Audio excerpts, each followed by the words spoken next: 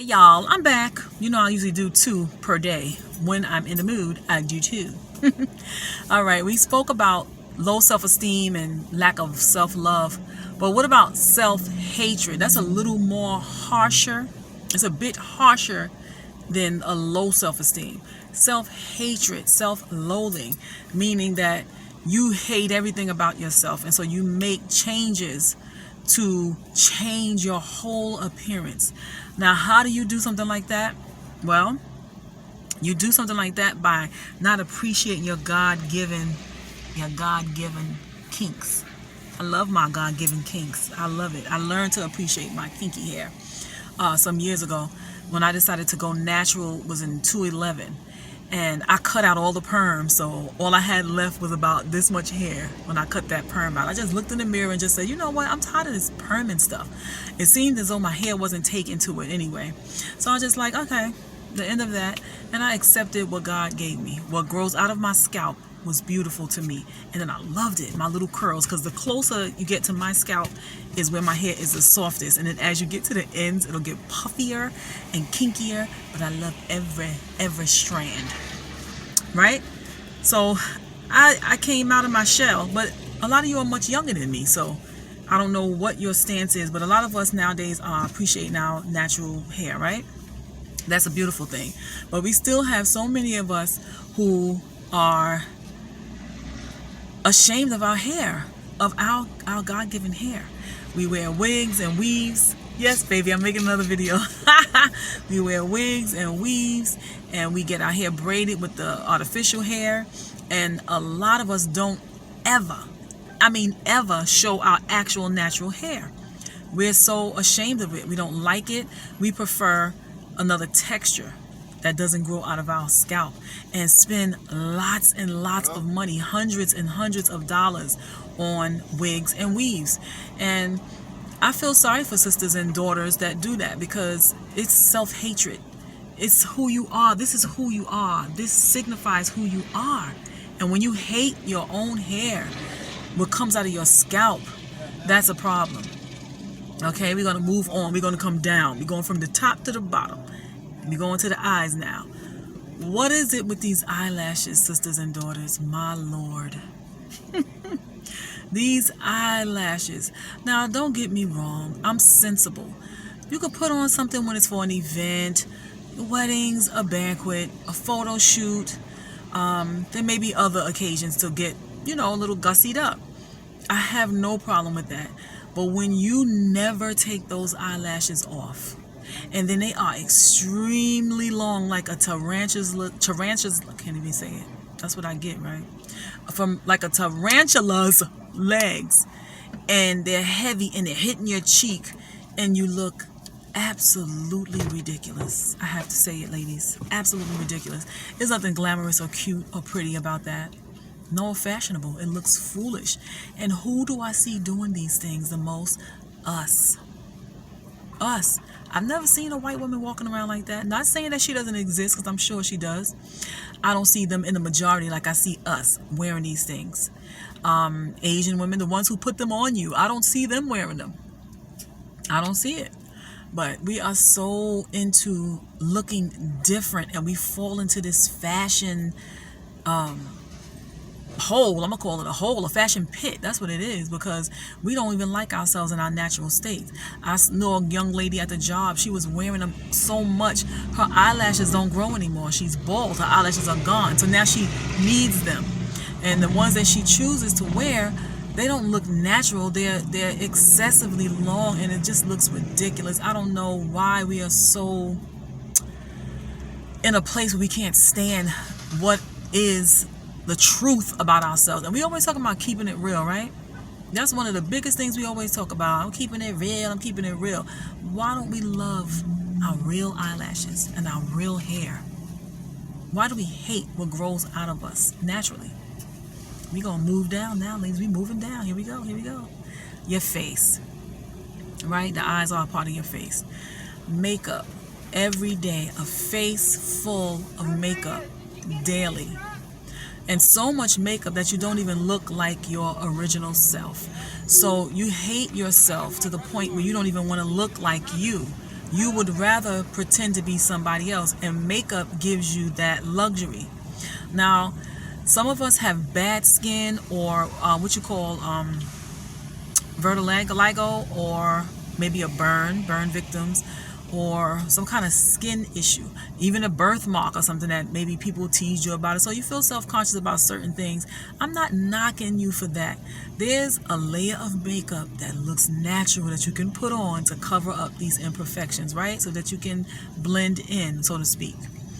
But I'm talking about women who don't like themselves at all. I have seen some makeup, I don't even want to call it miracle, because it's magical, and I don't think it's of God, where the person can look like somebody totally different.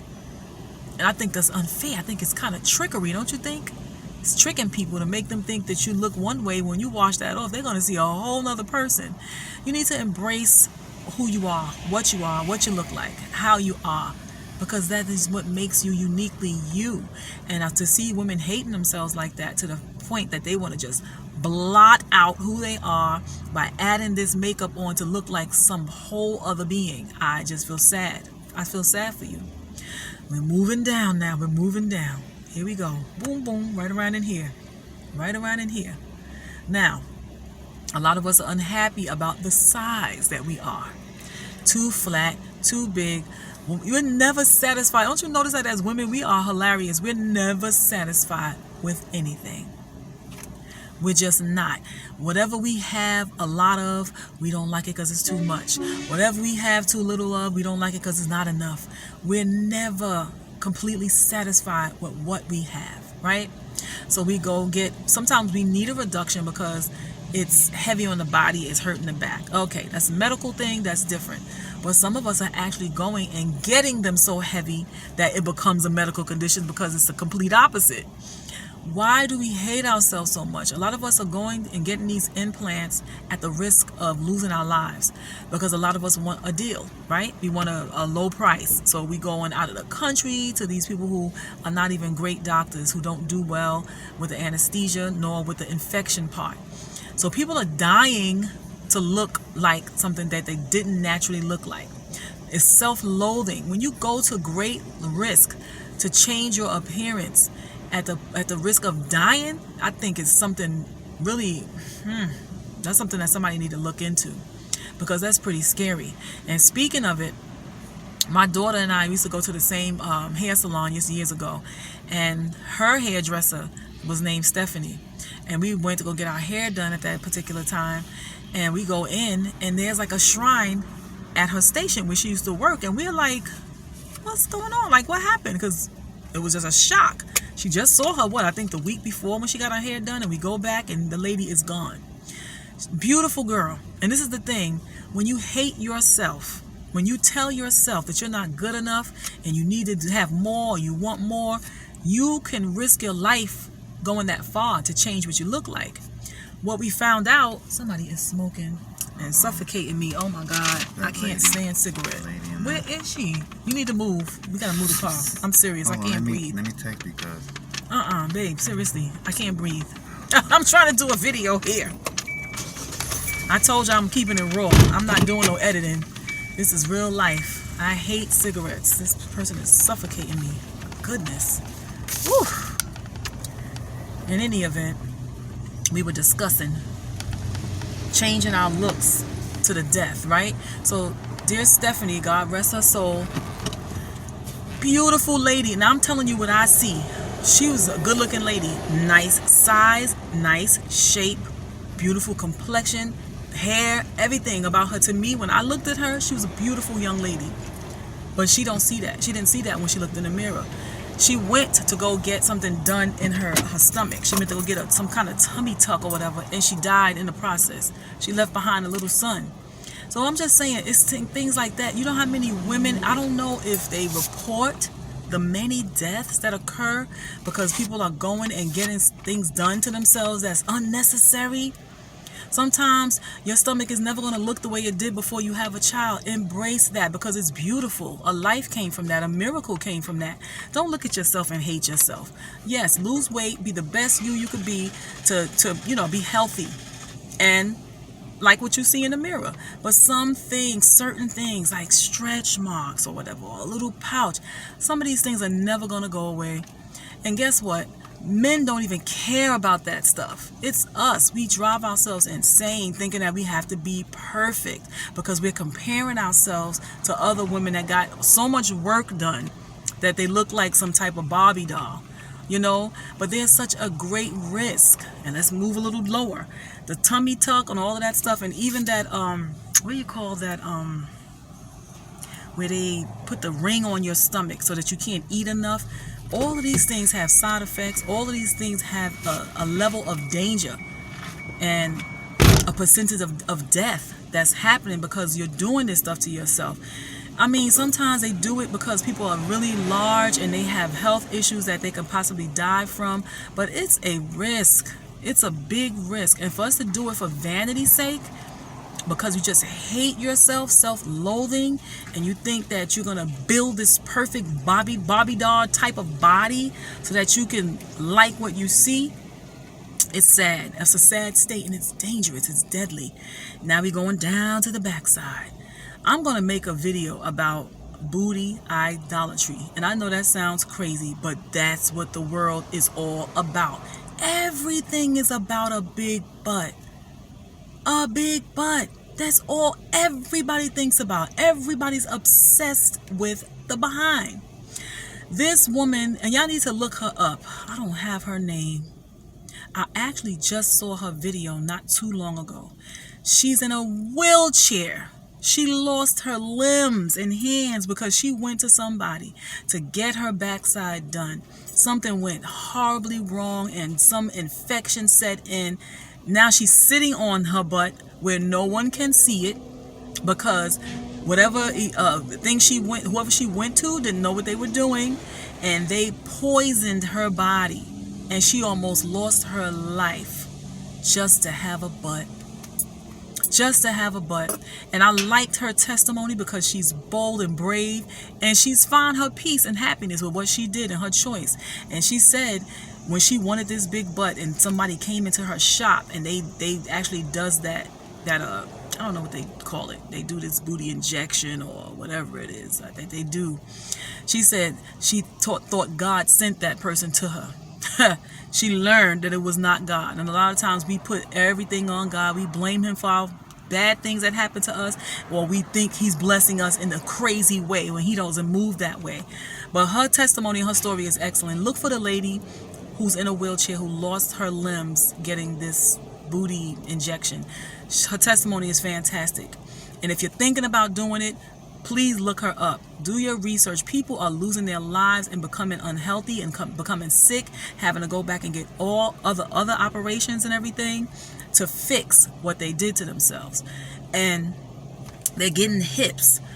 Now, the hips that people are getting too is really crazy because the hips to leg ratio is, hold on. Excuse me, y'all. I'm thirsty.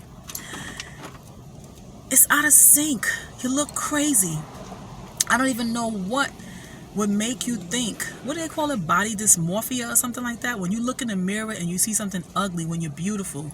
But then when something ugly exists, you don't see that. You see that as beauty.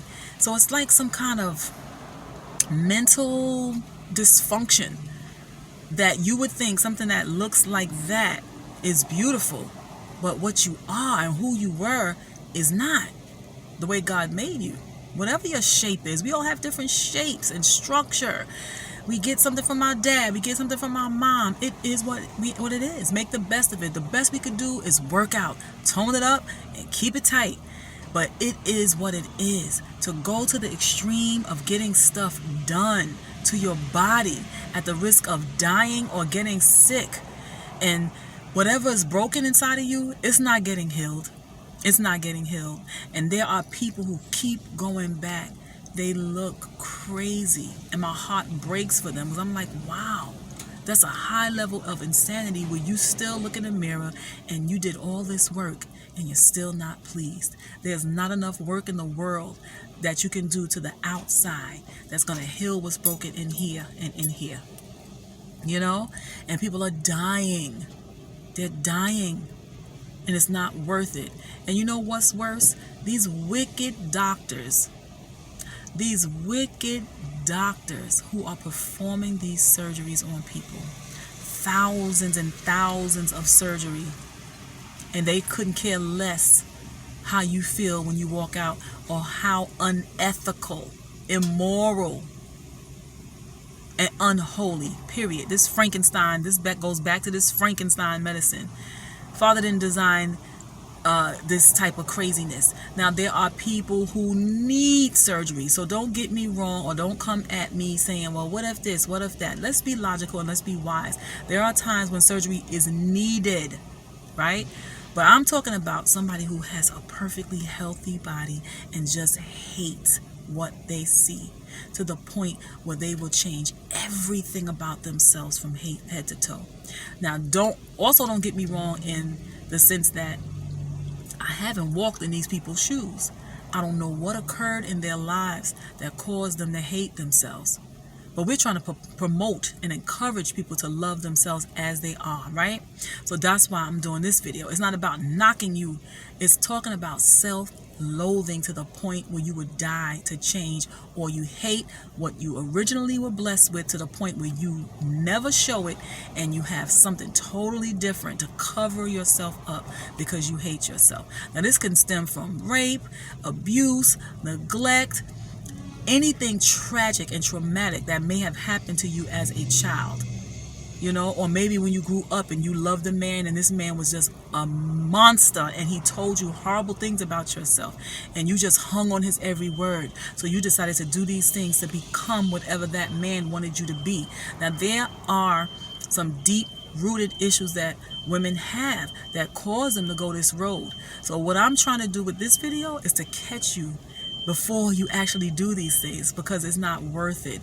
You are fearfully and beautifully made by a wonderful God who's all-knowing and healthy. Who's all-knowing and wise. I looked at my husband and I don't know what made me say healthy, because I'm looking at him walking around. He's getting healthier. But that was in my head when I saw him. He looked so much better. Because when he first had the operation, he was so tiny, he lost a lot of weight, and he's looking healthy. He just walked by and my eyes caught him and I'm like, and healthy. Told y'all I wasn't editing jack. It is what it is, right? But I want us to have a healthy state of mind, because we can't keep beating ourselves up and hating on ourselves. And it saddens me to see that. It becomes a mental illness, because now you can't take off your stuff. I remember seeing a lot of testimonies. Not a lot. I saw at least 3. I just wanted to see what they were saying, because that's not my experience. And I like to see what people are going through. And 3 different ladies at different times, they were doing their testimony. Some of them said God told them to take off the makeup. That's their personal walk. I'm not going to say what he told them and what he didn't, because that's not my business. But I liked the things that they were saying, the conclusions that they were coming up with, right? They were saying that it covered up who they were, and that when they didn't have it on, they felt ugly. And these women weren't even ugly. These women were beautiful naturally. But if you keep painting yourself, polishing yourself, eyelashing yourself, contouring your eyebrows and wearing a weave, you're going to get accustomed to who that person is and how people see you. And then when you take it off, you're going to look like a whole different person. And it might not be appealing to the eyes of the people who know you, you know. So they were talking about how they had to get accustomed to embracing themselves naturally, and as well as the opinions and views of the other people who always saw them all done up. Now they got to see them stripped of that. But it's nice to strip yourself of what's impure, what's fake, what is not yourself. You know what I'm saying? And I think a lot of times before we can strip the outside, we have to strip the inside. We need to heal so that we can accept the beauty of our naturalness. Don't hate yourself, people, please. We got 2-minute products and things that we can use to help you comb through your hair, because we have different textures. And I know some girls who are 4C, which I love 4C hair. Love it. They can do so much more with their hair. The styles look so... Okay, we ain't going there. But anyway, once you hate yourself, you don't find a way to work with what you got. You want to avoid it. You want to cover it up. But I'm telling you, there is a method of doing your hair. I don't care what texture it is. There is products out there that you can utilize to soften, to shine, to make it manageable, to style your hair. This stuff right here is beautiful because it can do anything. Even straighten it. When you take a straightening comb and straighten it, which, honey, I hated those days when I was a little girl. I ain't gonna lie. My dad used to be like, leave her hair alone. Ain't nothing with her hair. Just braid. Nothing wrong with her hair. Just braid it. My mama was there straightening it, slapping all this grease on it, straightening it. Had me holding my ear down and I'm crying and moving and jumping and my neck getting burned up. Oh, my Lord. Oh, what torture. Our mamas tortured us, and I don't think they considered it torture because they was prettying us up, but listen, it was torture. I don't think any of us enjoyed those days.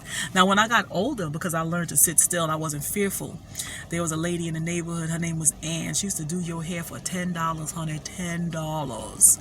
Beautiful straightening and curling. And it used to last so long because that was before my sweaty menopausal days. But yes, we can change the look of our hair. You can blow it out. They have so many ways of doing it now. So if you want to have a different look, you can do that without chemicals, without a weave or a wig. A lot of these things are damaging, and a lot of these weaves are made with hair from other women, and in their culture, they pray to the gods over that.